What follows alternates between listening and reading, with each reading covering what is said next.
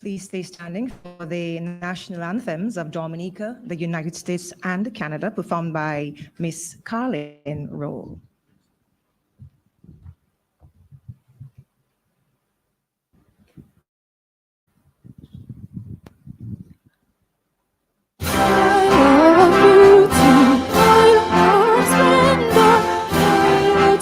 So sweet and free.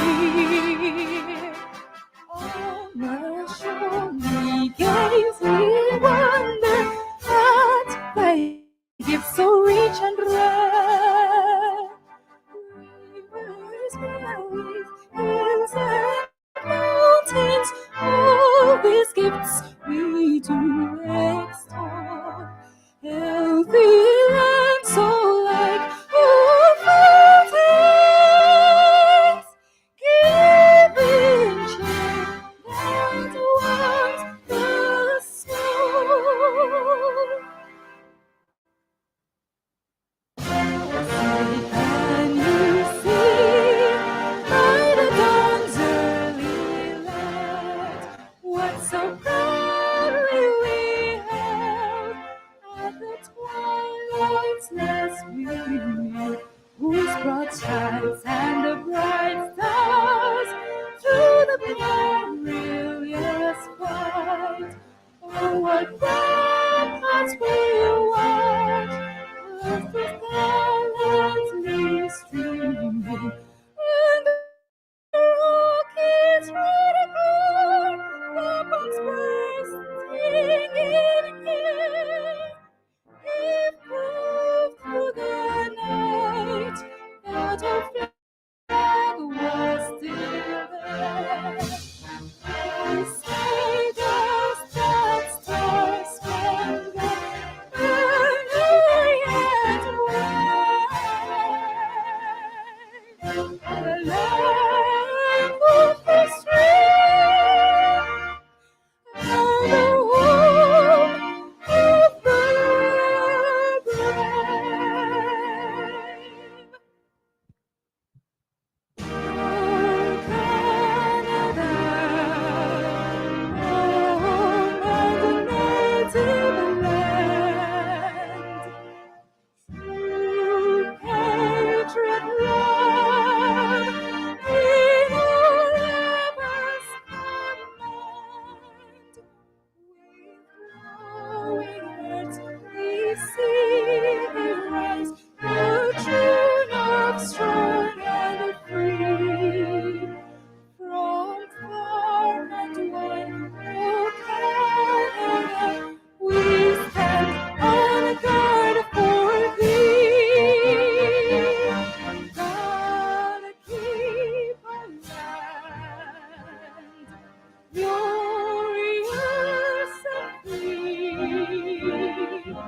Oh, Canada, we stand on guard for thee. Oh, Canada, we stand on guard for thee.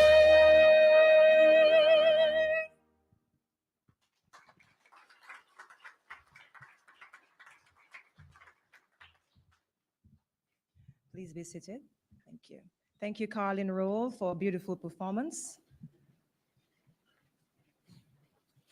Your Excellency Silvani Burton, President of the Commonwealth of Dominica, and Mr. Burton, Honorable Dr. Irvin McIntyre, Minister for Finance, representative of the Honorable Prime Minister of Dominica, Roosevelt Skerrit, Your Excellency Charles Savre, former President of the Commonwealth of Dominica, and Mrs. Savre, good afternoon.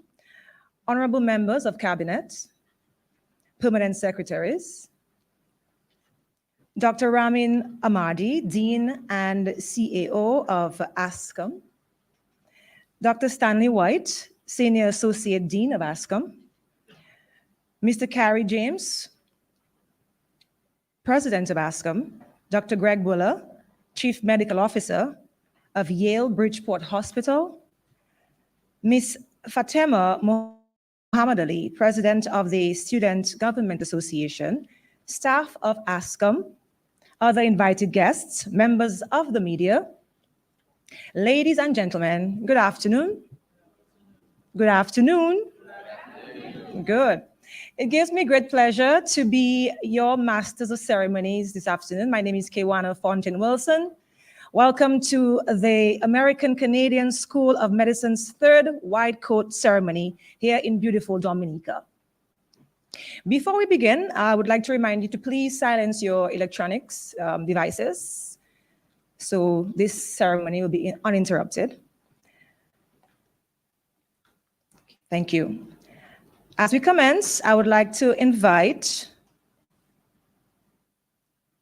for introductory remarks to the podium, Mr. Stanley White, Dr. Stanley White, for introductory remarks on behalf of Mr. Carey James, President. Make him feel welcome.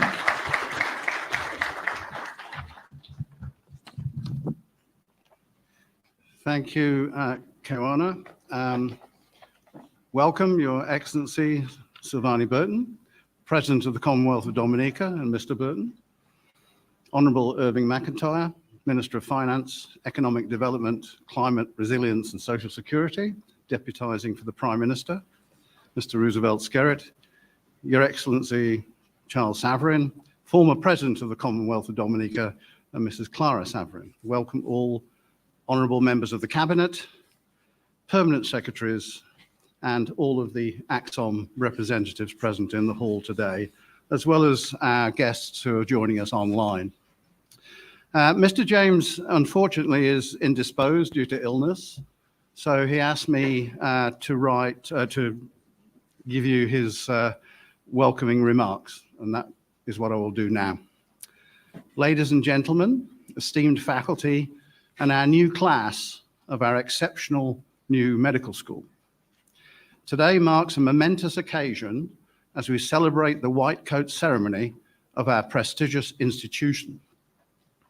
This purpose-built campus stands as a testament to our commitment to excellence and innovation. Our partnership with the government amplifies our impact, bridging resources and our shared mission for advancing healthcare in Dominica. Our international accreditations validate our dedication to high standards and opens doors globally. To the August 2024 class, remember your white coat symbolizes responsibility, integrity, and the trust society places in your hands. Our faculty stand by your side, guiding and inspiring you to become exceptional healers. In times of change, your skills will shine as you adapt, innovate, and excel. Your white coat represents hope and healing, reminding us all of the light you bring to patients' lives. As you embark on this journey, carry forward empathy, humility, and the pursuit of knowledge. Every patient is a human deserving of care. Cherish the privilege to serve, honor, and trust given to us, and make a lasting impact. Congratulations, class of 2028. Your white coat signifies the honor of alleviating suffering and the responsibility of shaping the future of medicine. Thank you.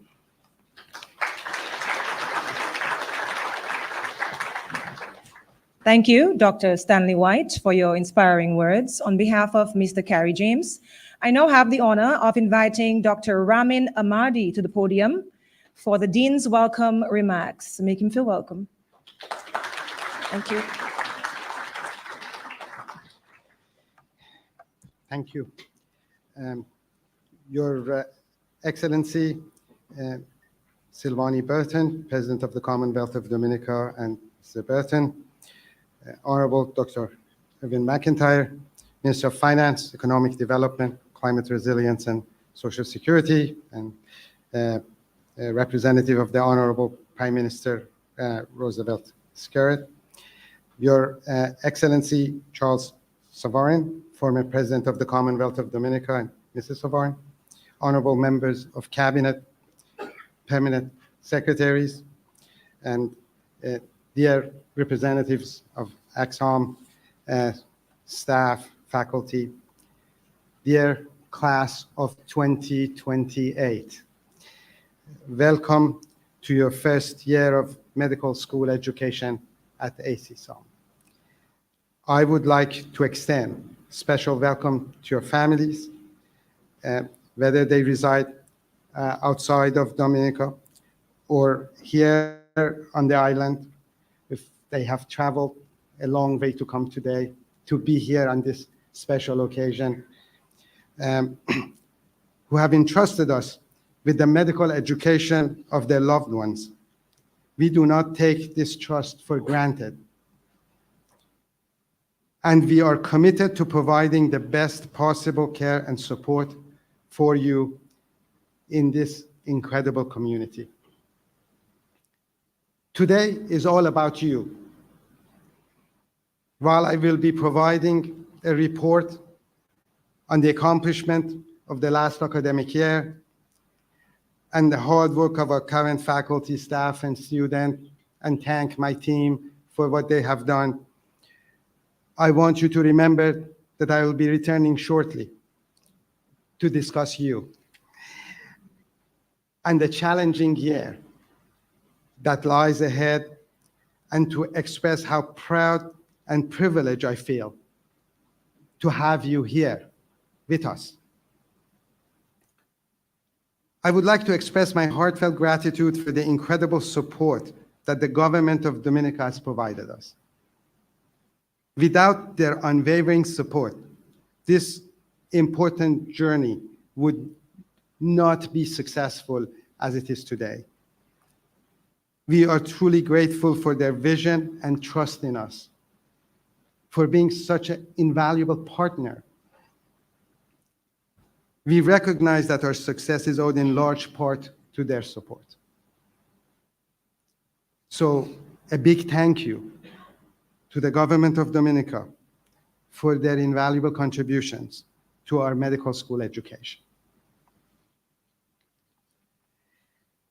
I am grateful to the Dominican Medical Board for acknowledging and licensing our faculty to practice in Dominica at our ACSOM campus. We are excited to announce that we will be opening this next year a free clinic for the community on campus, providing essential services to the people of this beautiful country that has welcomed us.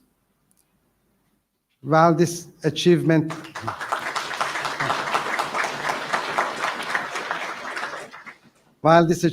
took time to materialize, it took time, but we are reminded that good things indeed come to those who wait. I am extremely grateful to our founder and chairman of the board, Dr. Arvind Bhagarpur, for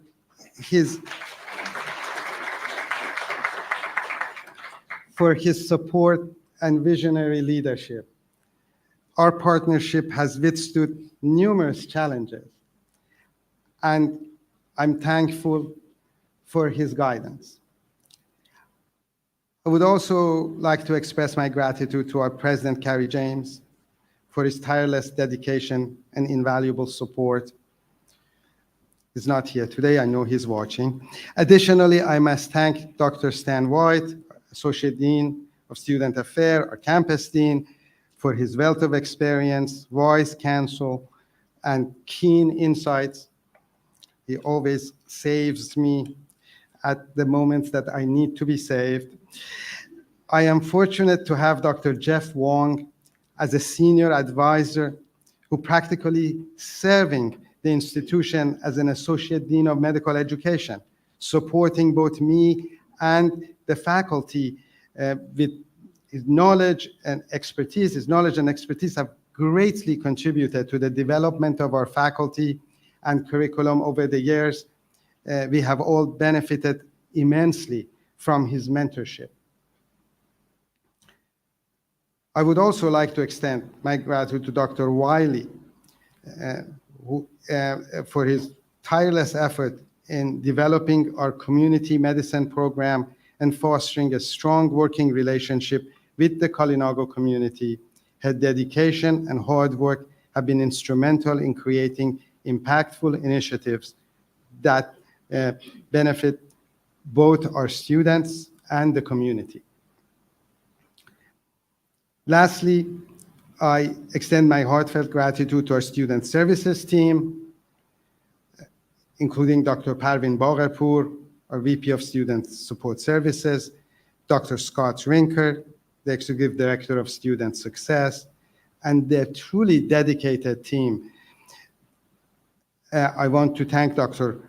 Polaski and the entire admission committee for their tireless effort in reviewing and conducting interviews with new applicants, as well as Elliot Pollock, our Chief Information Officer, and our recruitment and enrollment team.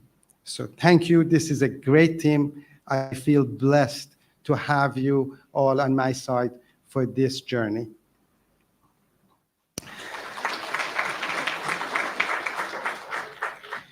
And last, but certainly not least, my executive assistant, Olenka Amadan, without whom my office would cease to function and exist.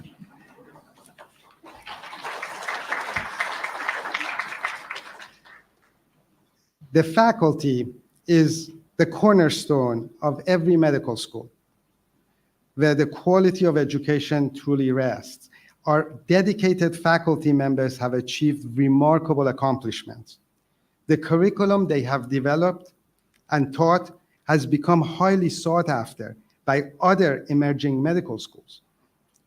Their hard work and expertise are starting to gain recognition and acclaim. I'm fortunate and privileged to work with this exceptional faculty. I believe this faculty embodies the spirit of the government of Dominica. They are energetic, highly productive, and notably youthful. I am going to ask for the faculty to stand and for a round of applause for this amazing group of doctors.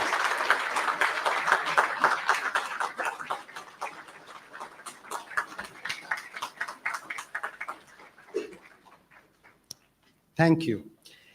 This past year, we successfully negotiated a partnership and articulation agreement with Mount Royal University in Calgary.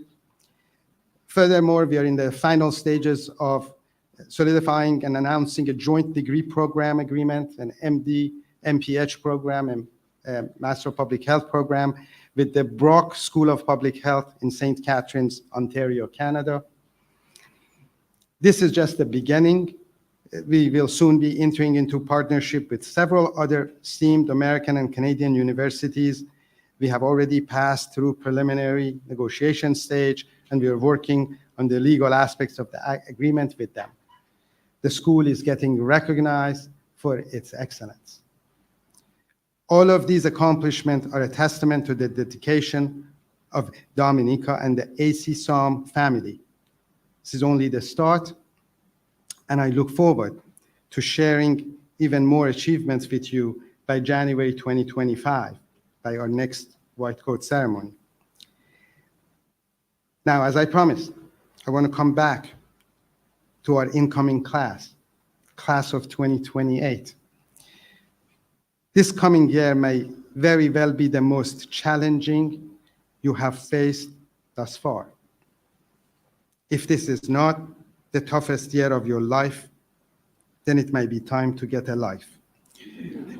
You will encounter obstacles and be pushed beyond your comfort zone. Some aspects of your education will come easily and be enjoyable, while others may prove to be incredibly challenging. Much of this will depend on your background, college courses, where you took those courses, the level of difficulty of those courses, emphasis that those courses had on various topics. It's important to recognize that all pre-med programs were not created equal. One of my ongoing concerns is that amidst the academic pressure, our students may lose their sense of idealism and greater purpose. It's critical to always recall the reasons you embarked on this journey, your passion, the patients who are eagerly waiting to be healed by you, and the positive impact you will make on the world, one patient at a time. Remember that your patients require not only your knowledge, but also your compassion. Dr. Donald Berwick, the administrator of the Centers for Medicare and Medicaid Services and the president and the chief executive officer of Institute for Quality of Care, was invited more than a decade ago, almost 14 years ago, this day, to Yale School of Medicine to address the medical students. And it is this quote that has always stayed with me, and I want to just read it to you. He said, "Those who suffer need you to be something more than a doctor. They need you to be a healer, and to become a healer, you must do something even more difficult than putting your white coat on. You must take your white coat off. You must recover, embrace, and treasure the memory of your shared frail humanity, of the dignity in each and every soul." So as you don your white coats today, let these words serve as a poignant reminder of the shared humanity that is sometimes overshadowed by positions of power and privilege. Today, you're embarking on a noble profession, one that saves human lives. Never stop learning, never stop asking questions. A physician is always thirsty for new knowledge, always open to question the previously established scientific facts, because science is about continuous questioning and exploration. We hope to make the continuous learning a discipline and a cherished habit for you. But you must also remember that medicine is an art as well as a science. As doctors, we bring to bedside and to the bench not only our scientific knowledge and technology, but also our empathy and care.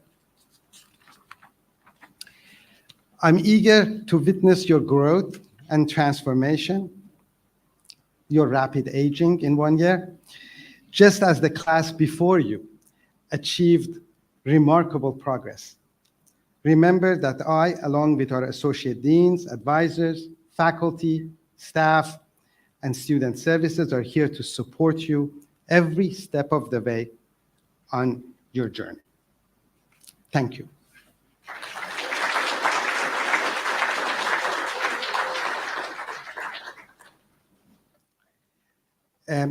I know that you applauded and you expect me to sort of now go away and disappear, but I'm not.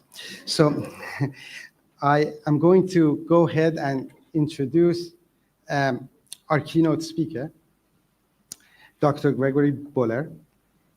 Our keynote speaker today, someone who holds a special place in my heart. Dr. Buller is a graduate of University of Kansas School of Medicine and completed his residency in medicine and fellowship in nephrology at Duke University. Following his fellowship, he became an assistant professor at Yale University and currently serves as a clinical professor of medicine at Yale School of Medicine, and is also the chief medical officer at Yale Bridgeport Hospital in Connecticut. Now, throughout his career, Dr. Buller has held various leadership positions, including chair of medicine at Yale New Haven Health Bridgeport since 2014. Dr. Buller has also served as the residency program director and DIO at and chief of nephrology section at St. Mary's Hospital. During my time as a resident in the Yale Primary Care Program, I had the pleasure of getting to know Dr. Buller. I was his resident. Despite warnings from my senior residents about his challenging questions and interrogations, I decided to spend lots of time at St. Mary's and found him to be a skillful and brilliant clinician educator. He had created a club of stellar teachers and clinician educators around him. It was a great medical education hub. As a student or resident, you wanted to be part of that hub. You wanted to be part of that club. And I was fortunate to be one of those residents where I learned the art and science of clinical medicine and discovered my passion for medical education. Dr. Buller has been a remarkable leader, educator, physician, and a role model to me and many other Yale residents. It is truly an honor and a privilege to have him as our keynote speaker today. So please join me in welcoming Dr. Greg Buller.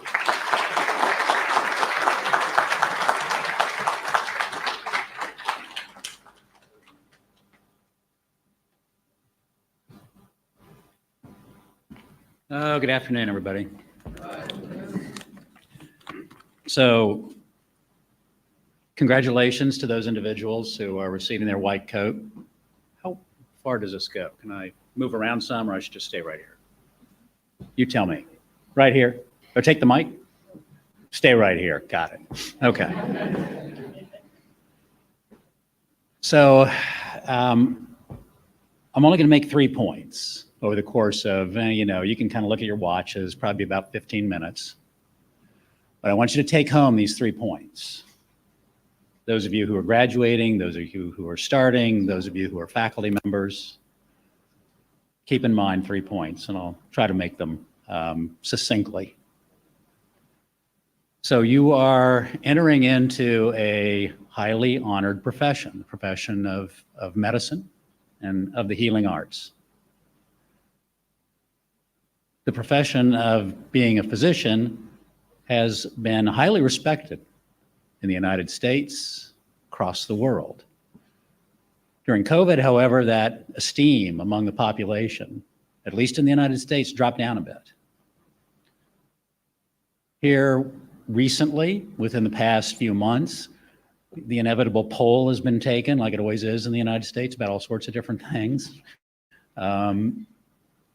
And this asked a group of individuals to rank the professions, top to bottom, as to how they viewed those particular professions respectively. Any guesses where physicians now rank, at least in the United States? 20%, 50, 80? What do you all think? 50? The top. Second is nursing. So physicians, again, are the most respected group of individuals in a profession in the United States and really throughout the world. The healing arts are the most respected. Now, just to put this into perspective, what do you think the bottom couple were? Any guesses? Lawyers. So, at least in the United States, the bottom right now are justices of the Supreme Court and members, in virtually a tie, members of the United States Congress. They are just a little bit below what is classically the absolute lowest with respect to respect in the United States, and that those are used car dealers. So, which is, historically always occupied that lowest position until recently. So you're entering into the most respected profession in the world. Now, what's the profession all about?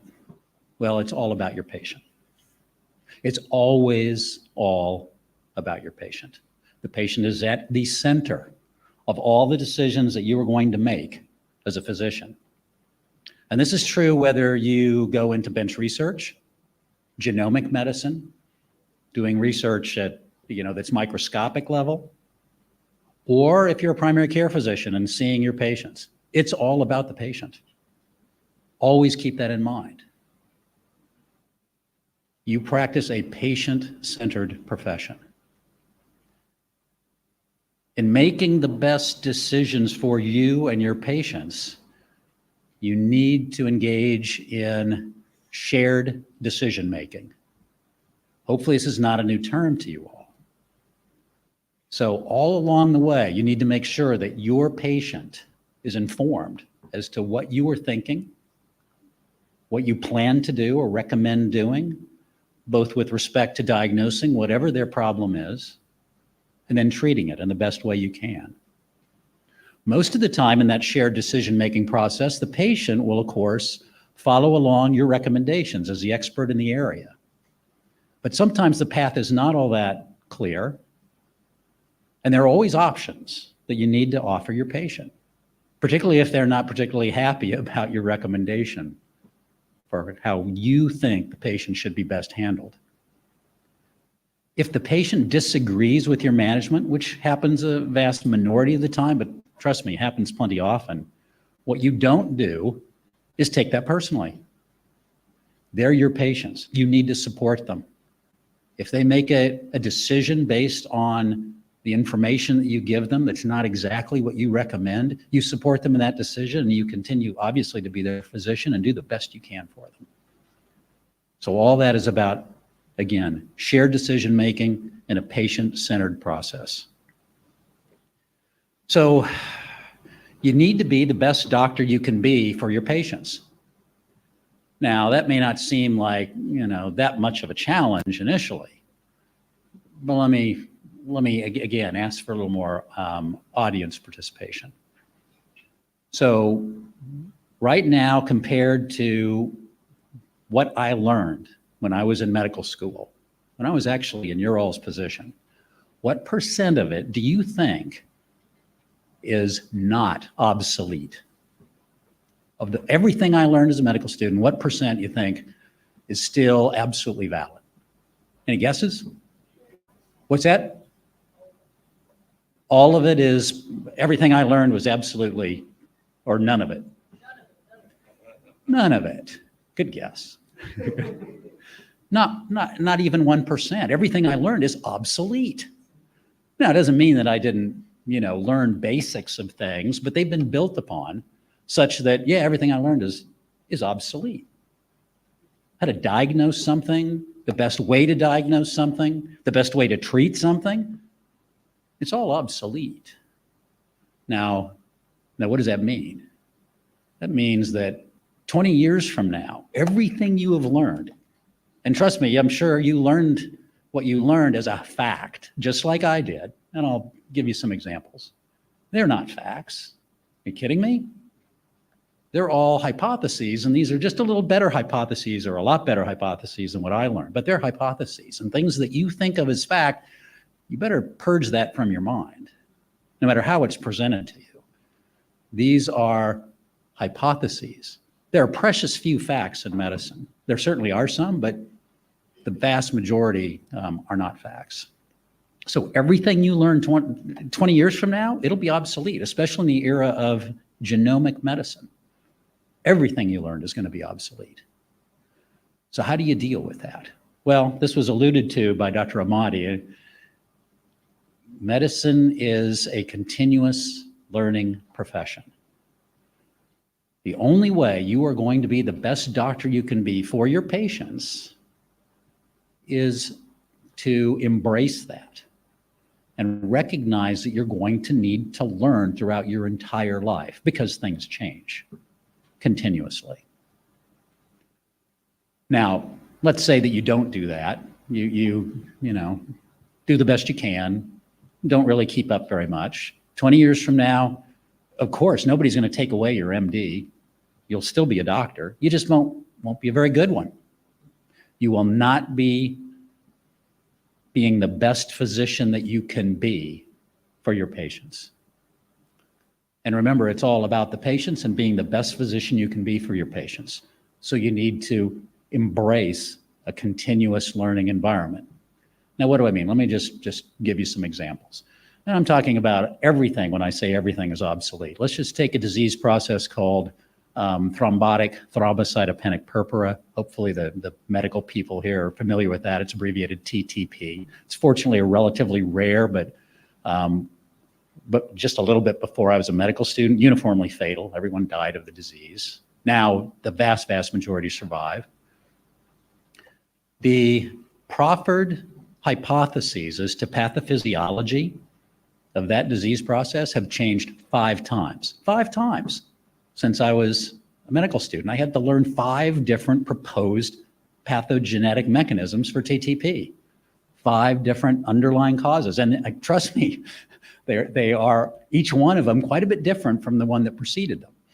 So now we know as a fact, supposedly, that the underlying reason for this disease is the absence or lack of response or destruction of metalloproteinase, Adams TS13. This is a great hypothesis, certainly a whole lot better than the ones, and I'm certainly not going to waste all our time to go through these 4 other hypotheses, but it's a hypothesis. It's an hypothesis. So a better example, I think, that may bring this home, that at least to me personally is the most interesting. The most common reason a patient is admitted to a hospital in the Western world, underlying disease. Any guesses what it is? Anybody? What's that? Heart disease, yeah. And we'll just subgroup that a little bit to be heart failure. So of the various heart diseases, heart failure is the most common cause that someone gets admitted, and heart disease in general is certainly the most common cause of admission. It's the most common cause of death in the Western world. And even though the percent of patients who have uncontrolled heart failure has dropped dramatically over the years, it's still the most common reason someone gets admitted. And it certainly was when I trained. Now,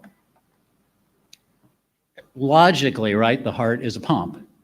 It just pumps blood to all the vital organs. If you're a nephrologist, you're mostly interested in how it pumps blood to the kidney.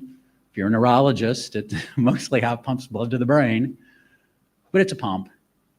And so logically, you would never, ever give a medication that interfered with the pump function of the heart, right? That doesn't make any sense.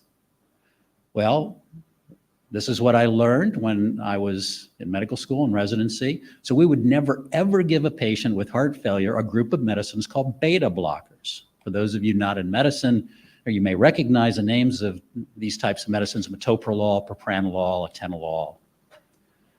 These are medicines that interfere with how hard the heart works and how fast it pumps.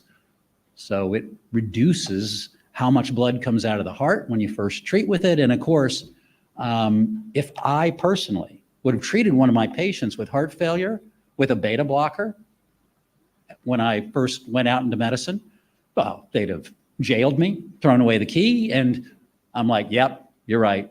That's what you should have done, because that would be incredibly crazy. In fact, we thought that using a beta blocker was so dangerous for people with heart failure. If somebody came in with a heart attack and they had persistent tachycardia, persistent fast heart rate, and we'd relieve their pain that might have caused it and their anxiety, what we worried about was they might have incipient cardiogenic shock or heart failure. And about the only treatment for heart attack, right after I got out of medical school, was to use these beta blockers, because they relaxed the heart, kind of put the heart to rest, had it not working so hard, almost like putting a cast on the heart, so to speak, in comparison to breaking an arm. You rested the heart. But if the patient even had a chance of having heart failure complicating their heart attack, you'd never give them a beta blocker. So what would we do? If I were the resident in the coronary care unit, about 10 times a day, I would put in what was called a Swan-Ganz catheter. This is not something you would want to have done if you had a choice, of course. It has some significant danger associated with it, and now it's only done rarely. but we did it to diagnose whether the patient had incipient heart failure. That's how far we went to avoid giving a beta blocker. There's a whole reason to do it. Avoid giving a beta blocker. Okay, we fast forward to now. Well, now there are 2 or 3 different types of heart failure. Who knew? There's heart failure with reduced ejection fraction, which is kind of what we always thought heart failure was. There's heart failure with preserved ejection fraction, and then something kind of in the middle. And what is the mainstay, among a few other drugs, the mainstay of the treatment of heart failure with reduced ejection fraction? What is it? Beta blockers. 180 degrees. So now, if I had a patient with heart failure with reduced ejection fraction, did not treat that patient with a beta blocker, yeah, they'd throw me in jail, throw away the key, and I'd say, yeah, that's the right thing to do, because that would be literally negligence. Now we have goal-directed medical therapy, of which beta blockers are a cog in the treatment of heart failure. And in addition to the use of beta blockers, these other medicines, they have improved the morbidity and mortality associated with heart failure unbelievably. That's how much medicine has changed. I could go on because everything's changed, and it can be very frustrating. So the only way that you can be the best physician you can be for your patients is to keep up with the ever-changing landscape of medicine. Now, how do you do this? Now, all of you presumably went into medicine because you have a tremendous amount of intellectual curiosity. I mean, you were curious about the human condition.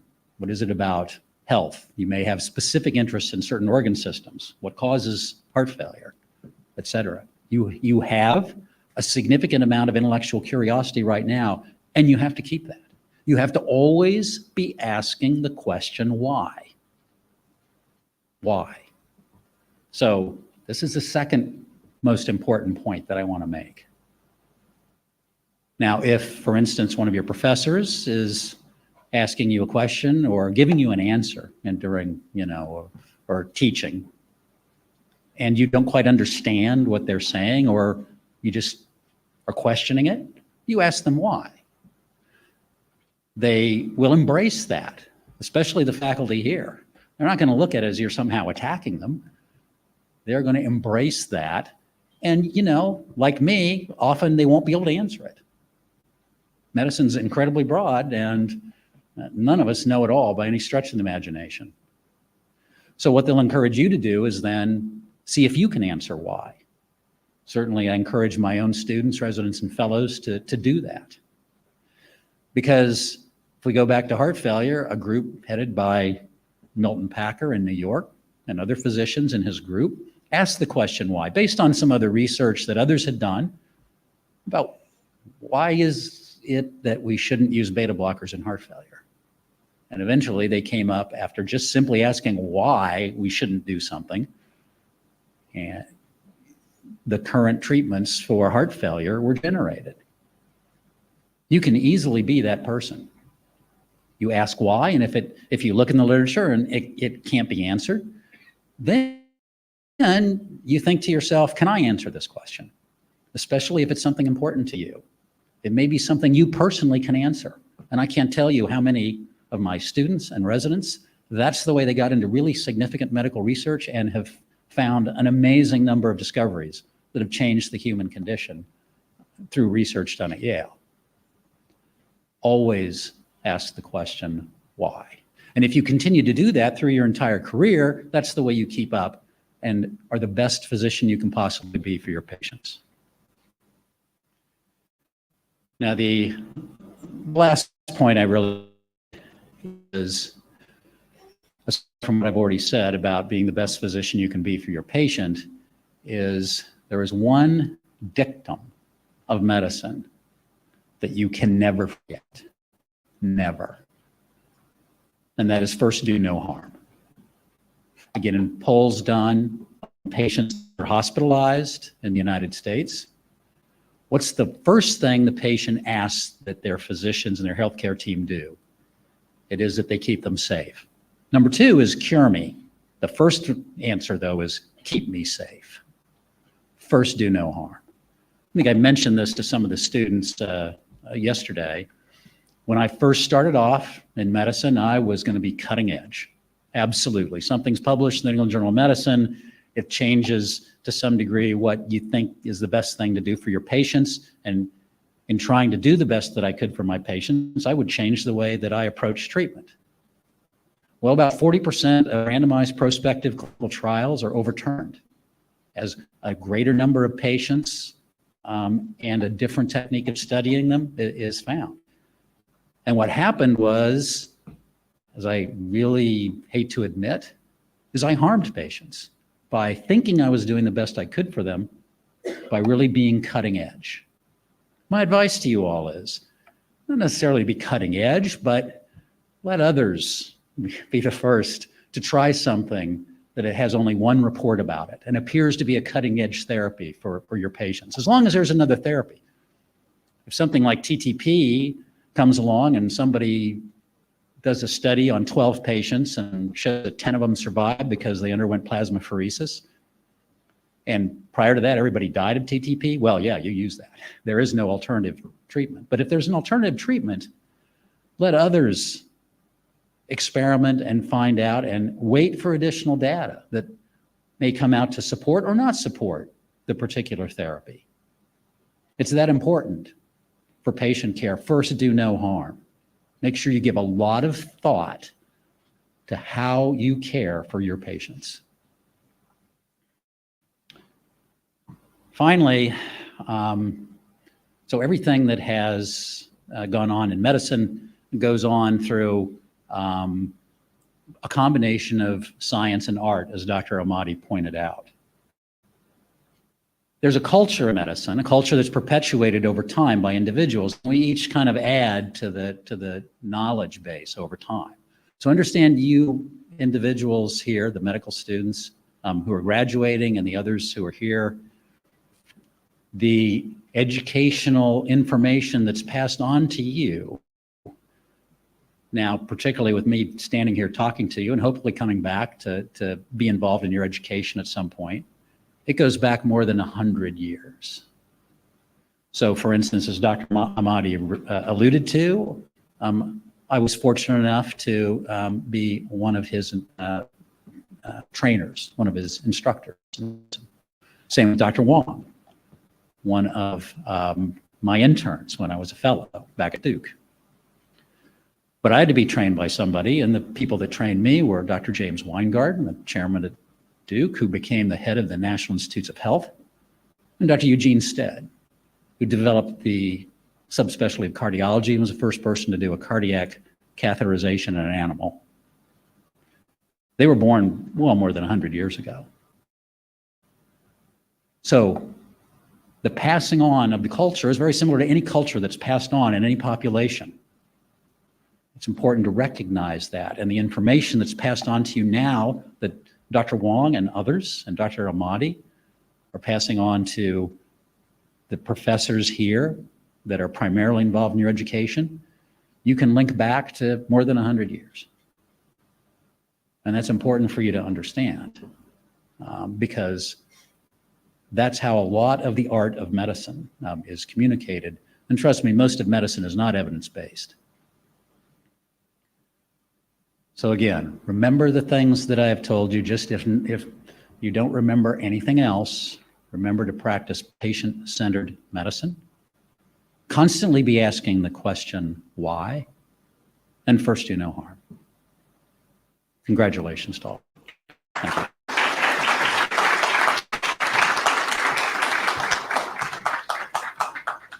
Thank you, Dr. Buller, for such an enlightening presentation here and very informative, about the most respected profession in the world. In our presence, we have two members of cabinet who are physicians, Dr. McIntyre and Dr. Cassandra. So we are in safe and caring hands, I may say. Thank you again, Dr. Buller. We now move on to the white coat ceremony. And to help us understand what is the white coat, I now call on Dr. White to help us understand exactly what is the white coat. And hopefully that presentation will be as spotless as those white coats themselves. Let's welcome Dr. White once again. Thank you, Kayana. I can't promise it will be absolutely spotless because I always have to go off script like my boss sometimes. But again, good afternoon, everyone. Your Excellency Silvani Burton, Mr. Burton, Honourable McIntyre, Your Excellency Mr. Saverin and Mrs. Saverin, and every other cabinet minister who's here, and all of us online. So I wanted to spend some time this afternoon talking to the students, and my slide, which isn't showing properly, is what is the white coat? And you can see here are a fantastic group of faculty, all aligned at the back there, wearing a white coat, which in most cases goes down below the knee. So this is a reflective piece, really, to help students who are here today to mark this occasion, the third white coat ceremony for ACSOM. This is a milestone for you all on your journey to becoming a physician. I want to use this opportunity to focus our minds on some aspects of why we're actually here at this significant event and ask, what does the ceremony mean for you as a trainee entrant to the medical profession? Why will you put on a white coat aided by a faculty? Why is the white coat white? Well, a little bit about the ceremony. The white coat ceremony is now practiced at almost every medical school in the US and at a large number of schools in over 20 other countries. The very first ceremony was held at the University of Chicago, Pritzker Medical School in 1989. Now, the ceremony was introduced there because of complaints, lots of complaints by faculty to the Dean of Students that, I quote, students were turning up to classes and clinics late or not at all. And if they did turn up, they were wearing shorts, gaudy t-shirts, and baseball caps. So the Pritzker ceremony was introduced for no other reason than to forcibly remind students of the need to dress professionally and behave professionally.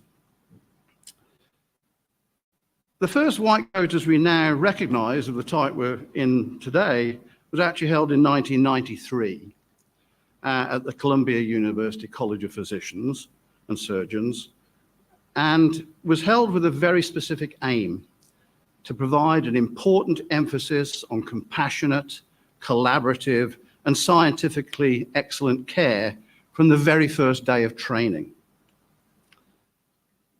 The Arnold P. Gold Foundation is named after its founder, Arnold Gold, who was a pediatric neurologist, whose belief in the importance of an empathetic bedside manner led him and his wife to begin the foundation that bears his name. And we gratefully acknowledge the Gold Foundation for their support of our ceremony today through their gift of the Humanism in Medicine pins, which all of our students are wearing. So the center of this iconic ceremony is the white coat, which you will be donning presently. But why a white coat? Not a blue coat or a pink coat? First, the next slide, Henderson.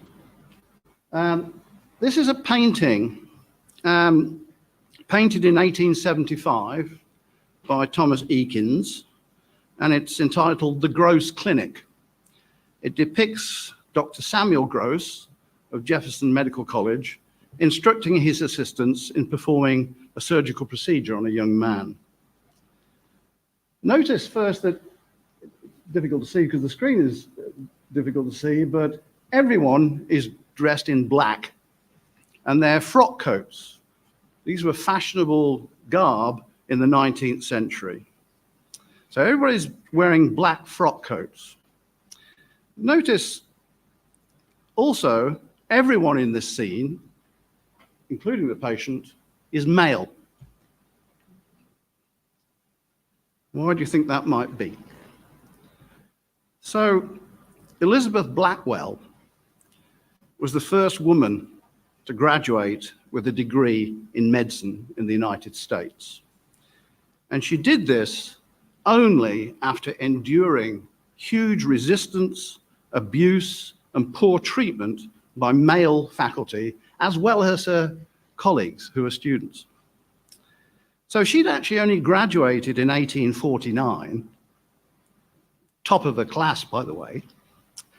So at this time, the medical profession was overwhelmingly male and wore clothes that had been popularized by the clergy as symbolic of a serious and formal relationship between them and their clients, their patients. Now, during this same period, there was a lot of work going on and ideas being developed around the concepts that guide a lot of medicine now. So the work of scientists and physicians like Louis Pasteur, who demonstrated the transmission of infectious diseases from microorganisms, and Joseph Lister, who pioneered the development of aseptic technique and infection control, began to be embraced generally by the medical profession. And it was at that point that they adopted the white coat, traditionally worn by laboratory scientists. So laboratory scientists were wearing white coats way before physicians were, in recognition of this new era of bioscientific medicine and as a symbol of cleanliness. So that change that occurred is memorialized in another painting. Henderson, next slide, please. That one. And this is called the Agnew Clinic, also by Thomas Eakins. It was painted 14 years later in 1889. And this scene depicts Dr. David Agnew, a University of Pennsylvania anatomist and surgeon, instructing his assistants in performing a surgical procedure, again in a medical amphitheater. Notice now that all members of the team are now wearing white, including the patient, who is a woman, who is also swathed in white sheets. Now, this was a very controversial painting at the time for all sorts of reasons I haven't got time to go into, but it symbolized the new age of cleanliness and antisepsis that now characterize the practice of medicine and of surgery. There are two women in this scene, the patient and another member of the medical team, a woman who is a nurse, not a physician. So I suppose that shows, although the audience is still entirely male, that slow progress is still progress over time.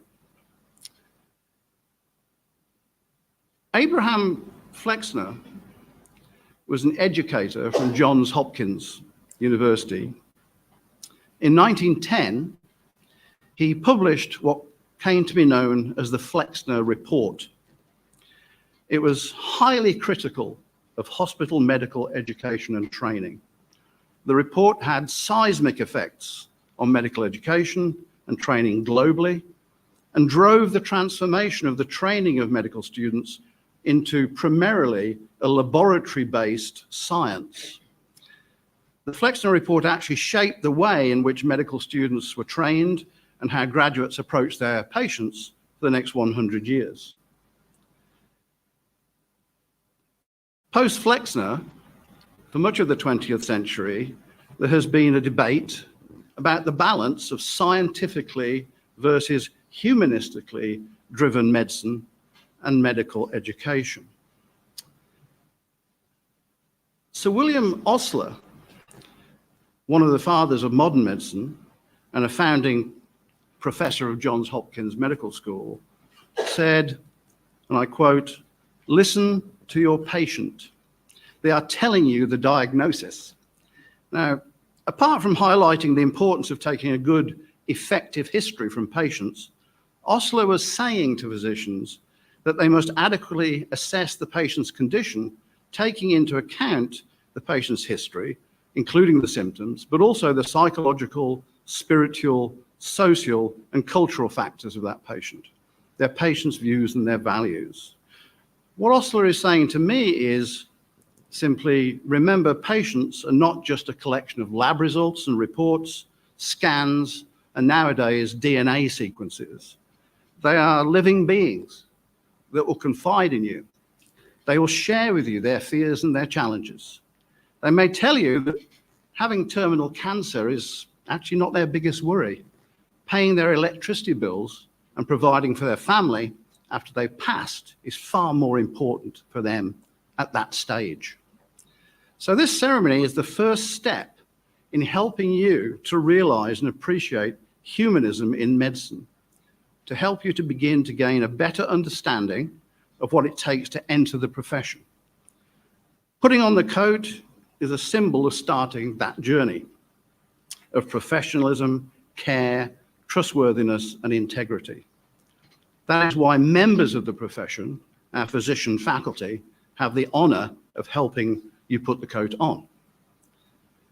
Now, traditionally, the coat gets longer the more experience you have in the profession. You're all wearing quite short coats. Our faculty are wearing longer coats. And Dr. Amadi will tell you the gradation of the length of the white coat in internal medicine as you serve in the profession longer and longer. So that's why your coats are short now, but will be replaced by longer ones as you progress in your career, so that perhaps by the time you become a very experienced chief of surgery, for instance, at Yale or Harvard, your coat might be so long that it requires ushers to carry its train behind you as you glide around the wards. But the white coat can also be a problem, as alluded to by Dr. Amadi, I think. It can be perceived as a symbol of authority and knowledge, but also a symbol of elitism and entitlement. It can become a barrier between the physician and the patient. It can become a health risk to patients and your colleagues. If not kept clean, it's a vehicle to spread infection. So make sure that you launder your white coats regularly. Anxiety about white coats and doctors has physiological effects. It can cause high blood pressure in as many as 30% of all patients whose blood pressure is otherwise normal outside clinical settings. It's called white coat syndrome. And it's a serious thing. A recent study showed that the risk of death was twice as high for patients with white coat hypertension as it is for those with normal blood pressure. The coat itself then is actually a controversial object, even now. So much so that in 2009, the American Medical Association even toyed with the idea of banning it completely in hospitals. So it may be in the end that you will end up as a physician not wearing a white coat at all, or one of a variety of colors, patterns, and styles. But if used properly, your white coat has very valuable functions. It could be a secret place from which you produce a piece of candy or a small toy to give help and calm a frightened child. Its shoulder can be a place for a patient, a relative of a patient, or a colleague to cry on. But most importantly, it should signify your commitment to humane and compassionate care for your patients and their families, as well as to your colleagues who will form the teams in which you will work as you practice medicine in the future. And also remember, the coat you're wearing doesn't just contain you. It has more people in it than just you. You're going to be sharing that coat with everyone that helped you get here. Your teachers, your mentors, friends, and family. These are all the giants on whose shoulders you stand today. And of course, room will have to be made for more people helping you on your way in the future. Inspirational and dedicated faculty. So never forget this day, the significance of this ceremony and the oath you are going to take. As the ancient Roman poet Horace said, carpe diem. Any Latin scholars in the audience? Yeah, seize the day. Seize this day, celebrate it, remember it, and go forward wearing your ACSOM white coat with pride. Thank you for your attention.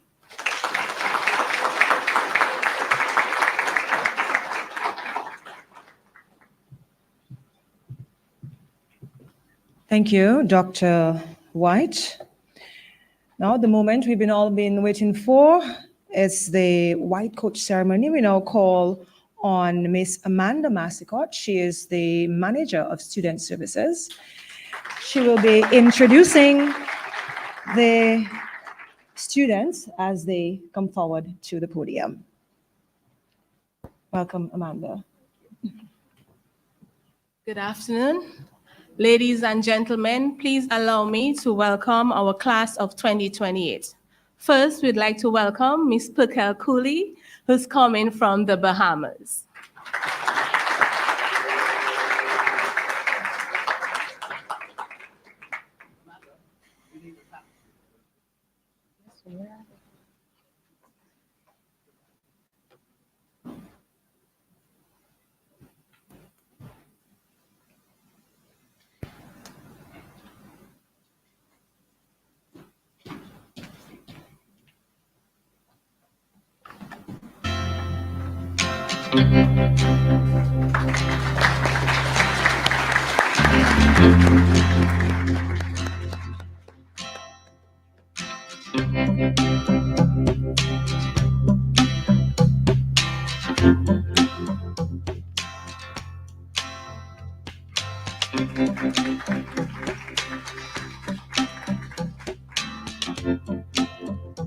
Next, we welcome Michael Gattas, who's coming from Las Vegas, Nevada.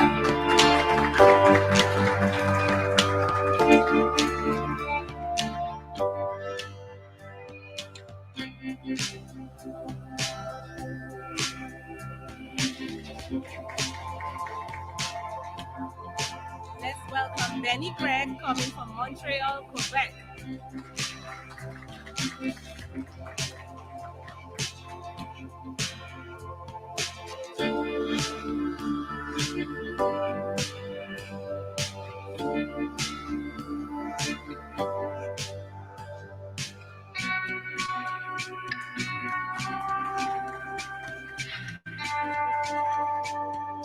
Let's welcome Abisan Kanishan, coming from Toronto, Ontario.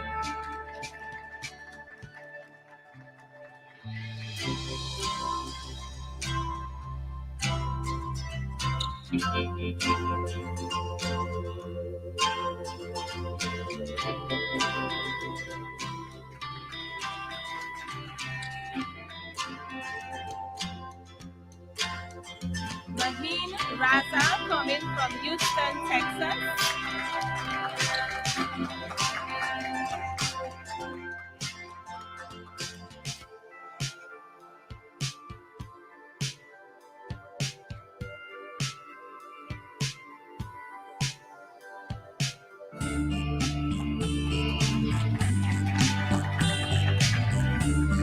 Next up, we have Sienna Spilotro, coming from Phoenix, Arizona.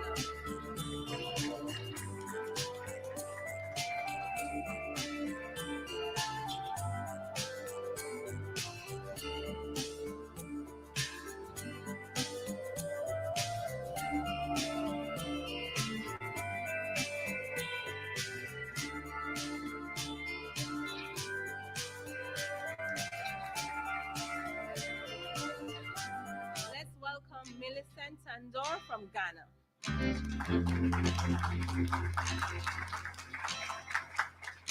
And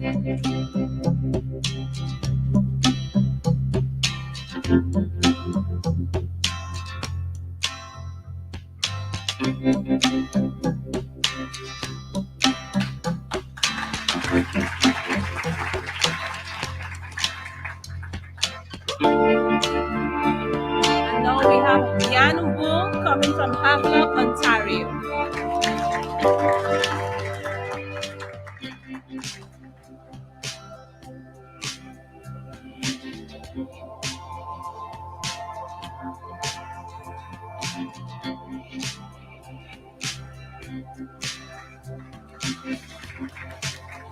And let's welcome Ms. Paulina Yasmer coming from Los Angeles, California.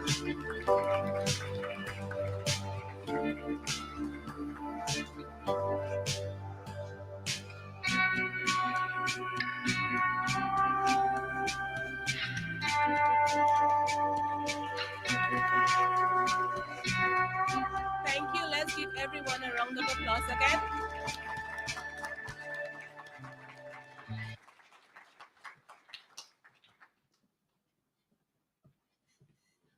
Thank you, Amanda, and congratulations to all the students. They have received their stethoscope and their white coats, so they are now officially part of the medical profession. Congratulations once again.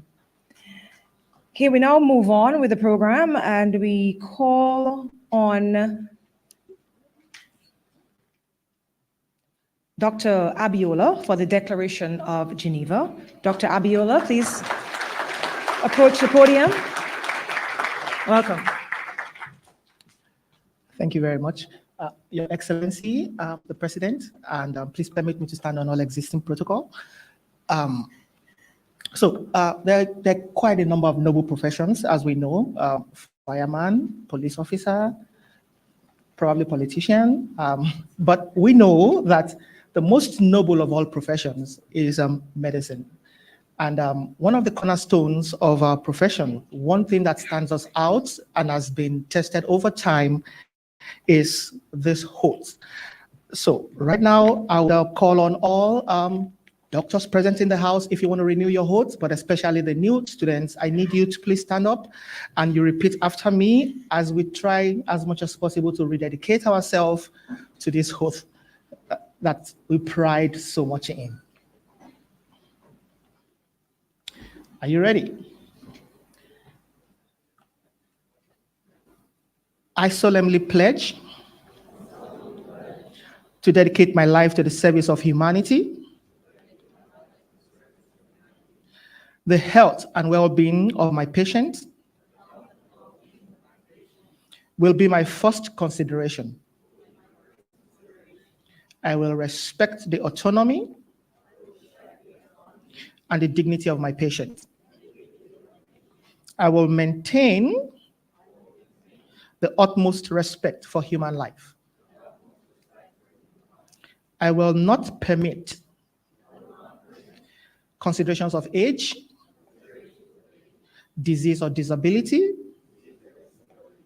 creed, ethnic origin, gender, nationality, political affiliation, race, sexual orientation, social standing, or any other factor to intervene between my duty and my patient. I will respect the secrets that are confided in me, even after the patient has died. I will practice my profession with conscience and dignity and in accordance with the good medical practice.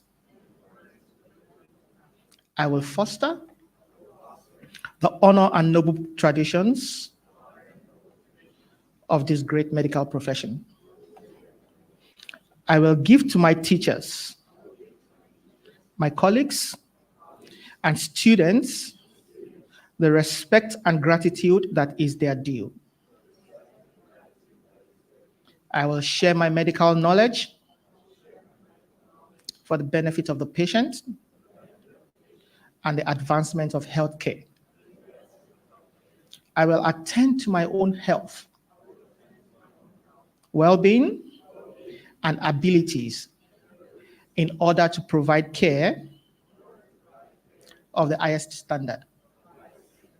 I will not use my medical knowledge to violate human rights and civil liberties, even under threat. I make these promises solemnly, freely, and upon my honor. Thank you, guys.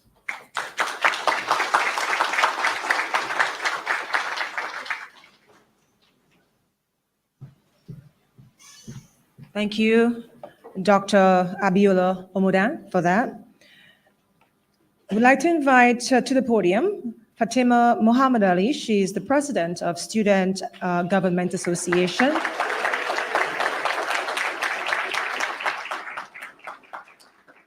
Welcome.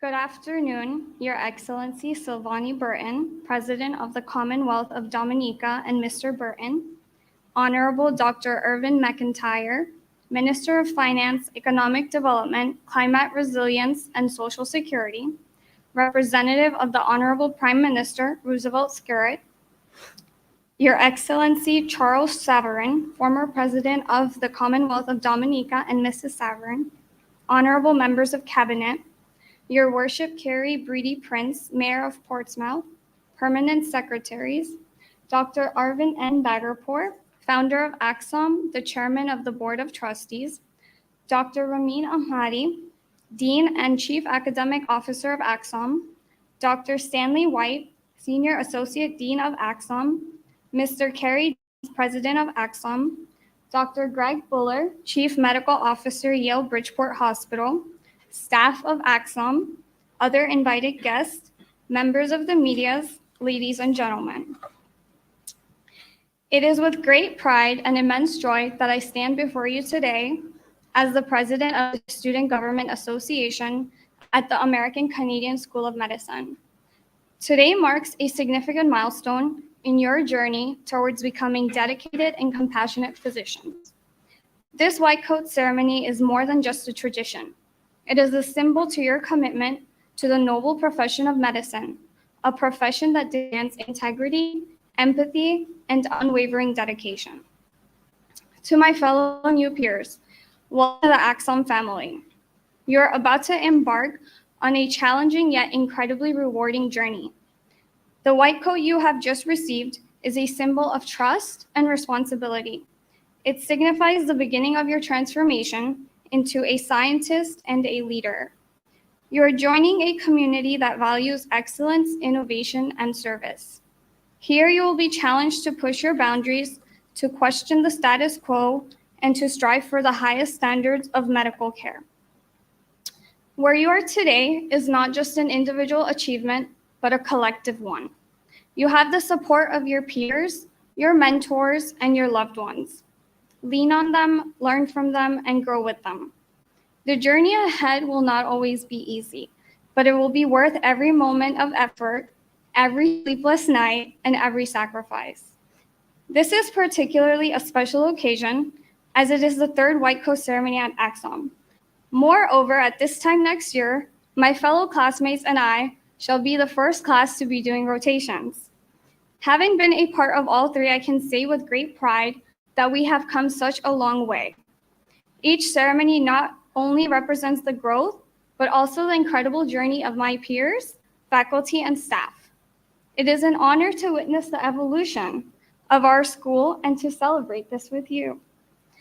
I would like to also take a moment to acknowledge the administration of ACSOM. Dr. Ahmadi and Dr. Bagarpour, thank you for your dedication to excellence and for creating an environment where both students and faculty can thrive.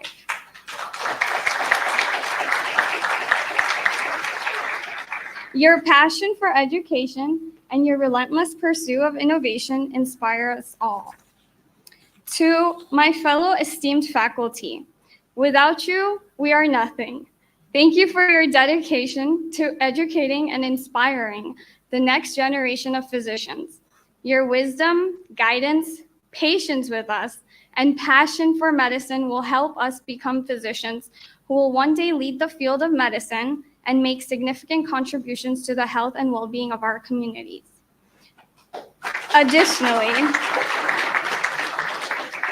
I want to thank the families and friends who are here, along with those who could not be present today. Your unwavering support in us and our fellow new students have played an essential role in their success. Thank you for standing by us, for cheering us on, and for being our rock. This achievement is as much as it is theirs. On behalf of the Student Government Association, I would like to tell you we are here to support you every step of the way. We're committed to fostering an environment where you can thrive academically, professionally, and personally. We aim to provide you with resources, opportunities, and a voice to ensure that your time at ACSOM is as enriching as possible. I encourage you all to always get involved, speak for yourself, and make the most of your time here, as time truly does fly. As you take this first step in your journey, remember why you chose this path. Let the passion for medicine guide you, let the compassion for others motivate you, and let your curiosity drive you to explore and innovate. The road ahead will be challenging, but with determination, resilience, and a commitment to lifelong learning, you will succeed. At last, I welcome you to the medical profession, to ACSOM, and the future you will help shape. Congratulations and thank you.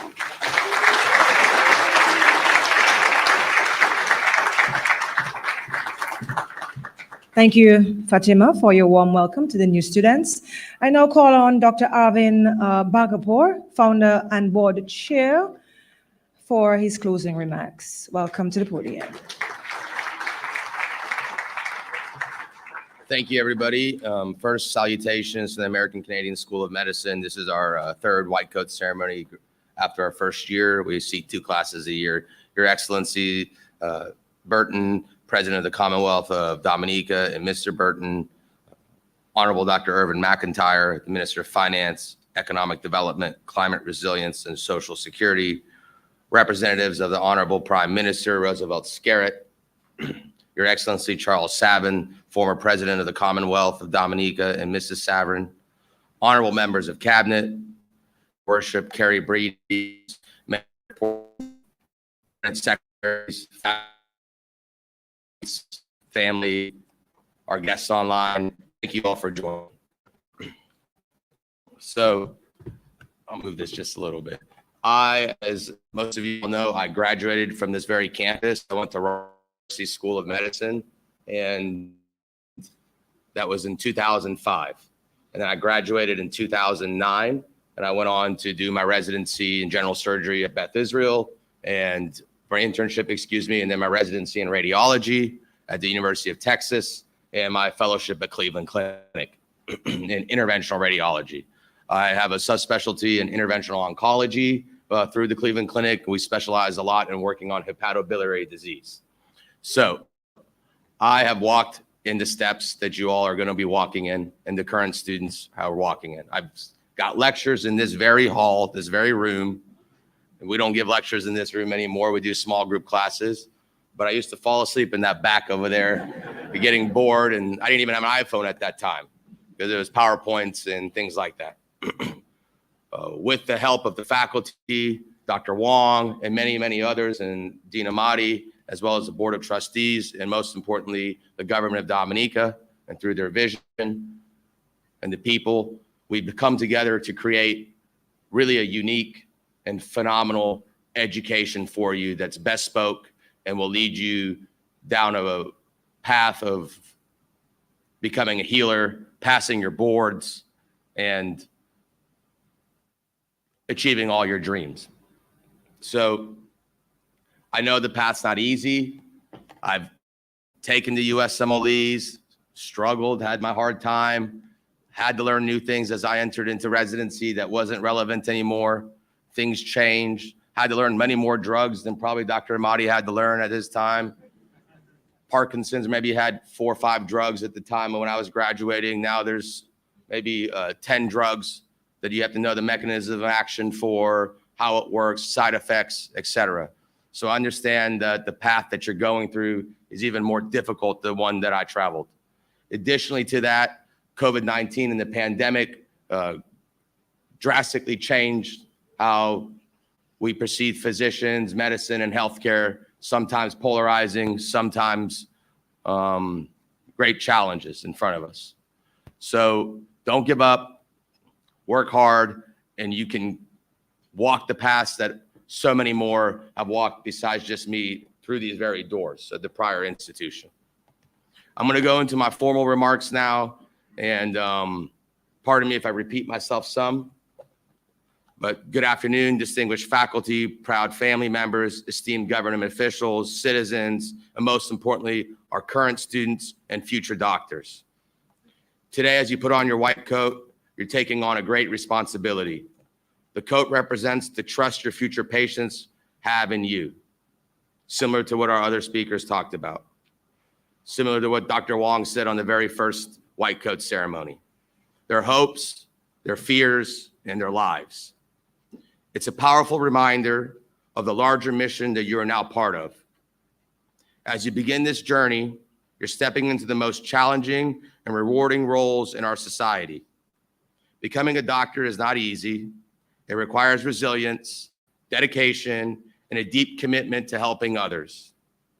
But it also offers a chance to make a real difference, to touch lives, relieve suffering, and contribute to the well-being of society.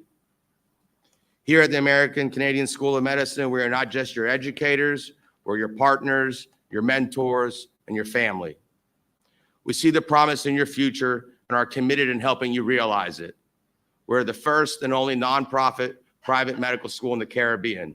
Our goal is to keep your student loan debt as low as possible while providing you the highest quality education and leading you to great success as a clinician. We see the promise in your future and are committed in helping you realize it. Remember, your journey doesn't stop at the walls of this school. What you learn here, the relationships you build, and the experience you have will carry you far and beyond. The Commonwealth of Dominica has produced more than 20,000 physicians who are now practicing in the United States and Canada. You are part of a proud tradition that reaches across borders and culture. Medicine is the bridge that connects us all. Tonight, we celebrate your achievements, and we also honor those who have supported you. The government of Dominica, thank you for your strong support and vision. To the families here, your love and sacrifices have made this moment possible. To our benefactors, thank you. And to our students, remember, you are part of a community that believes in your dreams. In closing, remember,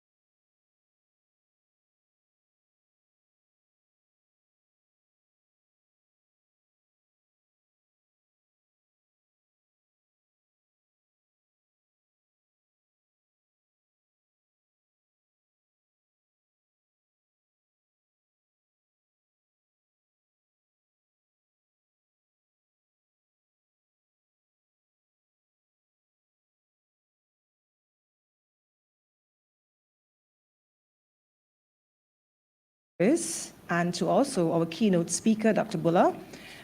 So ushers, please join me to the front.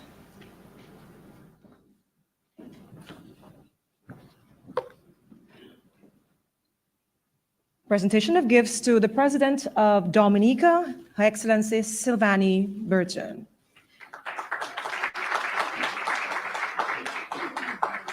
Thank you. Dr. Bhagapur, will you please join us? A gift to the government of Dominica from the American Canadian School of Medicine. We call on Dr. Irvin McIntyre, representing the Prime Minister of Dominica, to receive a gift.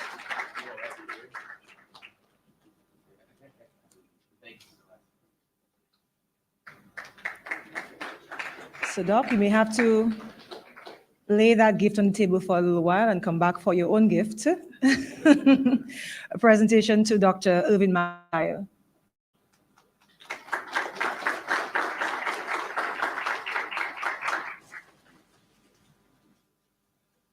Thank you. A presentation of a gift basket to the dear husband of the President of Dominica, Mr. Burton. A gift basket to you. Thank you.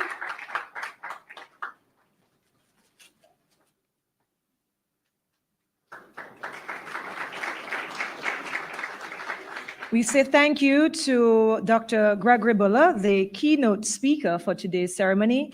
A presentation to you, Dr. Buller.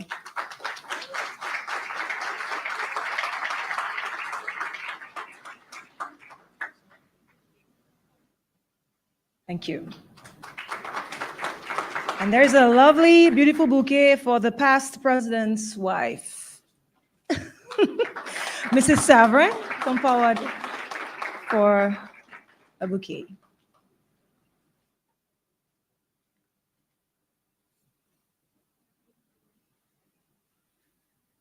Thank you. And lastly, a bouquet to the wife of the Senior Assistant Dean, Mrs. Cherry White. Is she present? Oh, yes.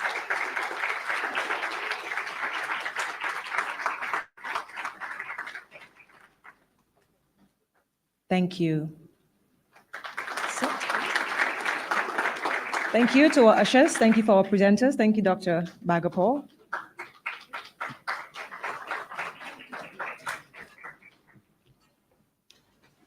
Good. So as we conclude, we invite everyone to proceed to the Students Reception Center. Our ushers will guide you all to the center. So we invite our dignitaries, faculty, students, and the class of 2028 to proceed to Reception Center. But before we do that, we allow the President of Dominica, Her Excellency Sylvanie Burton, and her husband to exit the auditorium. Please stand while they exit. Thank you.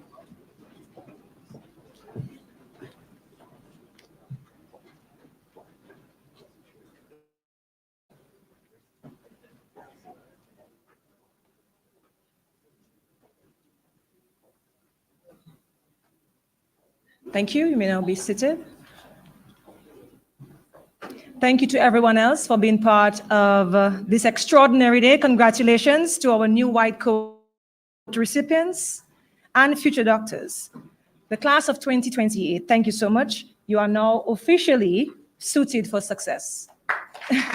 Enjoy the rest of the day. Thank you so much. I really appreciate it. Can we ask the faculty and the students, anybody with a white coat, to come down? We'll just take a group photo down here. Okay, great.